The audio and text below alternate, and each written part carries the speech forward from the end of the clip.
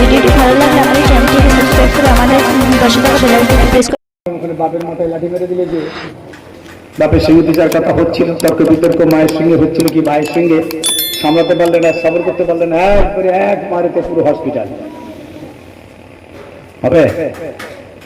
আরেকটা সবর আছে বলি, পদের জায়গা দখল করতে গেছিলেন, জমি দখল করতে গেছিলেন, ঘর দখল করতে গেছিলেন, জায়গা এ করতে গেছিলেন, ওই করতে গেছিলেন, গিয়ে লাঠালাঠি ফাটাফাটি ঠ্যাং ঠ্যাং ভেঙে দিয়ে হাত পাত গুঁড়ো করে দিয়েছে।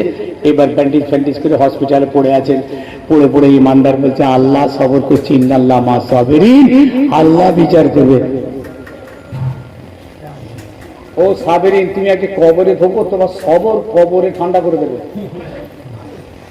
তুমি তো জবরদখল করতে গেছিলে, মা কেড়ে দিতে গেছিলে, হ্যাঁ তুমি কি সবর করেছো?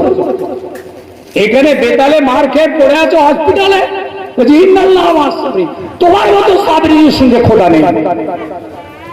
যারা মুসলিম, যাদের উপরে জুলুম হচ্ছে, অন্যায় হচ্ছে, অত্যাচার হচ্ছে, অবিচার হচ্ছে, এইরকম জালেম যাদের উপরে জুলুমি করে, এইসব মুসলিম যদি সবর করে থাকে আল্লাহ তাদের সঙ্গে আছেন, এবং এইরকম সাবিরিনদেরকে আল্লাহ দরজা দেবেন বিনা হিসাব জান্নাত। আজকে আপনি লোক বল নিয়ে, দল বল নিয়ে, টাকার বল নিয়ে, পার্টির বল নিয়ে কি জুলুম না করছেন একটা ভাই একটা ভাইয়ের উপরে।